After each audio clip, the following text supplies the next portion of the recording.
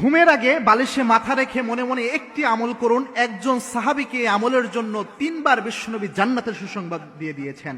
হাবিব ইসলাম থেকে এসেছে, একদা আল্লাহর হাবিব ইসলাম একটা দার্সের মতো করে এইভাবে বসেছিলেন, সাহাবা একরামের সামনে আলোচনা করছিলেন। আল্লাহর হাবিব বললেন, এই মুহূর্তে যে সাহাবী দার্সে উপস্থিত হবে, মসজিদে নববীতে উপস্থিত হবে, ওই সাহাবী জান্নাতি। সাহাবা একরাম লক্ষ্য করলেন, একজন সাহাবী উপস্থিত হলেন।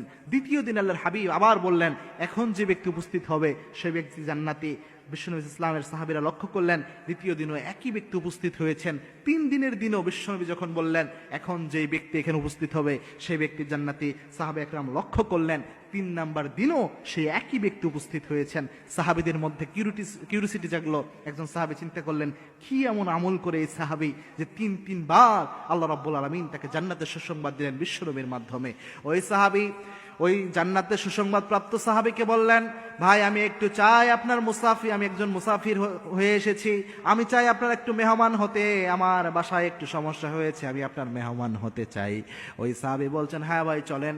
3 দিন যাবত ওই সাহাবীর বাসায় তিনি থাকলেন। তিনি দেখলেন অন্যান্য সাহাবীরা যেমন রাতের বেলায় তাসবিহ তাহলিল করে, ওই সাহাবী ওই কাজটা করে।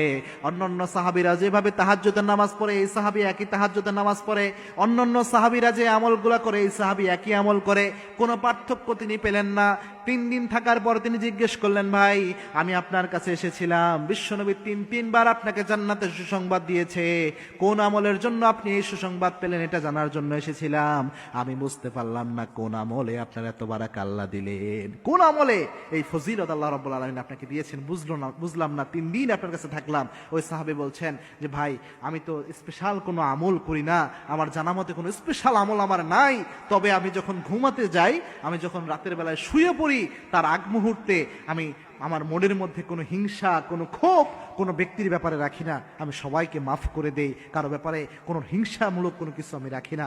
হতে পারে এই আমলটার জন্যই আল্লাহ রাব্বুল আলামিন আমাকে এই বারাকা দান করে দিয়েছেন। মনে রাখবেন প্রিয় ভাই, রাতের বেলায় আপনি যখন শুতে যাচ্ছেন, সকালে যে আপনি ঘুম থেকে উঠবেন এর তো কোনো গ্যারান্টি নাই। যে মানুষটা আপনাকে কষ্ট দিয়েছে তার ব্যাপারে যদি আপনি হিংসা, ক্ষোভ মনের মধ্যে রেখে দেন, কোনো মানুষের ভালো দেখলে আপনার মনে যদি হিংসা চলে আসে, এটা নিয়ে যদি আপনি মারা যান, আল্লাহ চাইলে, বিশ্বনবীর হাদিসে বলেছেন, কোনো ব্যক্তির মধ্যে হিংসা অহংকার থাকলে ওই ব্যক্তি সহজে জান্নাতে যেতে পারবে না। সুতরাং উচিত হচ্ছে ঘুমের আগে, এটা মনে মনেই করা যায়, মনে মনে মানুষের ব্যাপারে ক্ষমার চিন্তা করা, মানুষের ব্যাপারে হিংসার যে আক্রোশ রয়েছে এটা মন থেকে দূরে সরিয়ে দেওয়া। আল্লাহ রাব্বুল আলামিন এই আমল করার তৌফিক আমাদের সকলকে দান করুন। আল্লাহুম্মা আমিন।